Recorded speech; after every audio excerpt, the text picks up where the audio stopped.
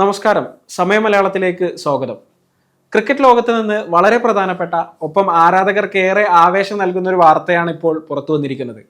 നീണ്ട ഇടവേളയ്ക്ക് ശേഷം, കൃത്യമായി പറഞ്ഞാൽ 1408 ദിവസങ്ങൾക്ക് ശേഷം ഇന്ത്യൻ ക്രിക്കറ്റിലെ രാജാവായ വിരാട് കോഹ്ലി ഏകദിന റാങ്കിങ്ങിൽ തന്റെ സിംഹാസനം തിരിച്ചു പിടിച്ചിരിക്കുകയാണ്. കഴിഞ്ഞ കുറച്ച് നാളുകളായി ക്രിക്കറ്റ് ലോകം ഉറ്റുനോക്കിയിരുന്ന ആ കാര്യം ഇപ്പോൾ സംഭവിച്ചിരിക്കുന്നു.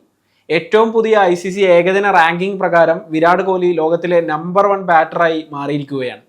നീണ്ട കാത്തിരിപ്പിന് ശേഷമുള്ള ഒരു തിരിച്ചുവരവാണിത്.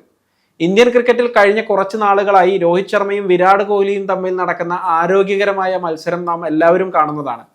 ഇപ്പോൾ പുറത്തു വന്നിരിക്കുന്ന പുതിയ ICC റാങ്കിങ്ങിൽ രോഹിത് ശർമ്മയെ പിന്നിലാക്കിയാണ് വിരാട് കോഹ്ലി 1ാം സ്ഥാനം കരസ്ഥമാക്കിയിരിക്കുന്നത്. ഇത് വെറുമൊരു റാങ്കിംഗ് മാറ്റം മാത്രമല്ല, വിരാട് കോഹ്ലി എന്ന ക്രിക്കറ്ററുടെ മനക്കരുത്തിന്റെയും അവസാന നിമിഷം വരെ പൊരുതി ജയിക്കാനുള്ള ആവേശത്തിന്റെയും തെളിവാണിത്. രോഹിത് ശർമ്മ ഇത്രയും നാൾ ആ സ്ഥാനത്തിരുന്നത് അദ്ദേഹത്തിന്റെ മികച്ച പ്രകടനം കൊണ്ട് തന്നെയാണ്. എന്നാൽ സമീപകാലത്ത് വിരാട് കോഹ്ലി പുറത്തെടുക്കുന്ന സ്ഥിരതയാർന്ന പ്രകടനം അദ്ദേഹത്തെ 1ാം സ്ഥാനത്തേക്ക് എത്തിച്ചിരിക്കുകയാണ്. ബാറ്റിംഗ് റാങ്കിങ്ങിലെ 1ാം സ്ഥാനം വിരാട് കോഹ്ലിക്ക് പുത്തരിയൊന്നുമല്ല. എന്നാൽ ഇപ്പോഴത്തെ ഈ നേട്ടത്തിന് ഒരു പ്രത്യേകതയുണ്ട്. ഏകദേശം 4 വർഷത്തിന് ശേഷമാണ് വിരാട് കോഹ്ലി ICC ഏകദിന റാങ്കിങ്ങിൽ വീണ്ടും 1ാമതെത്തുന്നത്. 2017 മുതൽ 2021 വരെ ഏകദേശം 1258 ദിവസങ്ങളോളം കോഹ്ലി ആയിരുന്നു നമ്പർ 1 ബാറ്റർ. പിന്നീട് അദ്ദേഹത്തിന്റെ കരിയറിൽ ഉണ്ടായ ചില വെല്ലുവിളികളും ഫോമില്ലായ്മയും നമ്മൾ കണ്ടു. പലരും വിധി എഴുതി കോഹ്ലിയുടെ കാലം കഴിഞ്ഞു എന്ന്. എന്നാൽ ആ വിമർശനങ്ങൾക്കുള്ള മറുപടിയാണ് ഈ പുതിയ റാങ്കിംഗ്. എങ്ങനെയാണ് കോഹ്ലി ഇപ്പോൾ വീണ്ടും നമ്പർ 1 ആയത്? അദ്ദേഹത്തിന്റെ ബാറ്റിംഗ് ശൈലിയിലെ മാറ്റവും സ്ഥിരതയുമാണ് ഇതിന് ഉത്തരമായി ചൂണ്ടിക്കാണിക്കാൻ കഴിയുക.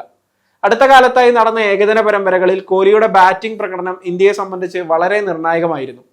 വെറുതെ അടിച്ചു തകർക്കുക എന്നതിലുപരി ഇന്നിംഗ്സ് ബിൽഡ് ചെയ്യാനുള്ള അദ്ദേഹത്തിന്റെ കഴിവ് റാങ്കിംഗ് പോയിന്റുകൾ വർദ്ധിപ്പിക്കാൻ സഹായിച്ചു. ഇവിടെ നമ്മൾ ശ്രദ്ധിക്കേണ്ട ഒരു കാര്യമുണ്ട്. രോഹിത് ശർമ്മ പലപ്പോഴും ടീമിന് വേണ്ടി വെടിക്കെട്ട് തുടക്കമാണ് നൽകുന്നത്. റിസ്ക് എടുക്കാനുള്ള ആ കളിയിൽ വിക്കറ്റ് പോകാൻ സാധ്യതയുണ്ട്. എന്നാൽ കോഹ്ലി ഇന്നിംഗ്സ് അവസാനം വരെ കൊണ്ടുപോകാനും ടീമിനെ സുരക്ഷിതമായ സ്കോറിൽ എത്തിക്കാനുമാണ് ശ്രമിക്കുന്നത്. ഈ ആങ്കർ റോളാണ് വലിയ ഇന്നിംഗ്സുകൾ പടുത്തുയർത്താൻ അദ്ദേഹത്തെ സഹായിക്കുന്നത്. ഫിറ്റ്നസിന്റെ കാര്യത്തിലും ഗെയിം അവയർനെസിന്റെ കാര്യത്തിലും യുവതാരങ്ങളെക്കാൾ ഏറെ മുന്നിലാണ് താൻ എന്ന് കോഹ്ലി വീണ്ടും തെളിയിക്കുന്നു. ഇന്ത്യൻ ടീമിനെ സംബന്ധിച്ചിടത്തോളം ഇതൊരു ശുഭസൂചനയാണ്. നമുക്ക് 2 വേൾഡ് ക്ലാസ് ബാറ്റർമാരാണ് ടോപ്പ് റാങ്കിങ്ങിൽ ഉള്ളത്. നേരത്തെ 1ാം സ്ഥാനത്തായിരുന്ന രോഹിത് ശർമ്മ പുതിയ റാങ്കിങ്ങിൽ 3ാം സ്ഥാനത്താണ്.